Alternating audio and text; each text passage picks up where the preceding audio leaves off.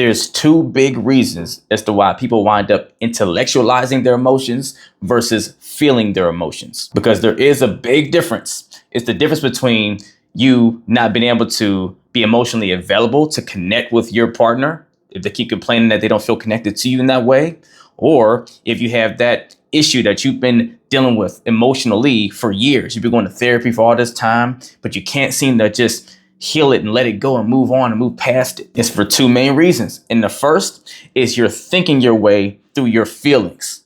I mean, think about that, right? You're trying to use an intellectual property to work through a organic experience, an energetic experience, right? You probably overanalyzed your situation. You probably done all the flips and hurdles, worked out like a math problem to where you know down to the T all the aspects and the elements and the components that contribute to the way you feel, but you only know it from a mental basis, to the point when someone asks you, how do you feel about something? You start explaining the story of what happened, right? You start giving all the details and you say, well, I feel really bad because when they did this, that, and the third, and that meant this to me. And, you know, that just said to me this, and you got it all worked out, but you never actually dealt with it on an energetic level. You never tapped in. And the second big reason is you haven't put enough work and effort into actually identifying the sensations in your feelings or your emotions and not labeling them with basic terminology. Someone asks you how you felt about a situation. Oh, I felt hurt. You know, I felt unhappy, or I felt happy. I felt pleased. Okay, well, what does that feel like, right? Every feeling you have is an energetic sensation going through your body.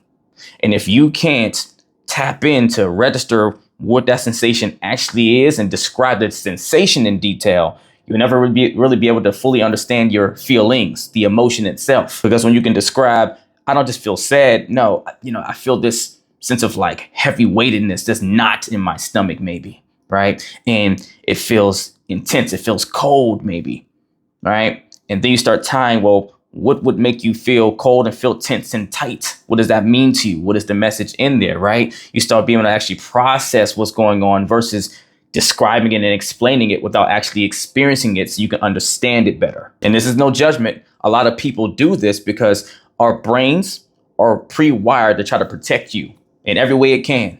So this is the reason why fear is such a strong motivator.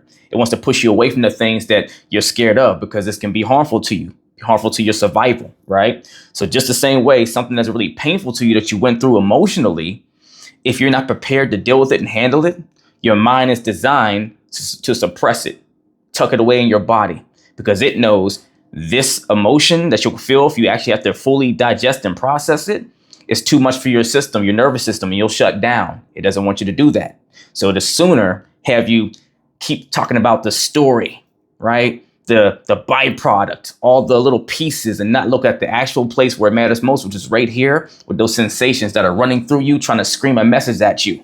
Your feelings, your emotions are there to give you signals. They're your signal system. They're not there to scare you.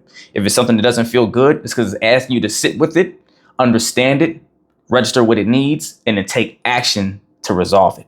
If that's something you need help with, right, and you've been struggling with that thing forever, for years, that you can't seem to put behind you, it's because you're not facing those emotions and really processing them the right way so you can be emotionally available, then emotionally intelligent to know what to do with those emotions to bring them to a healed space. If you struggle with that, reach out to me, DM me coaching, and we'll get to work. Let's get it.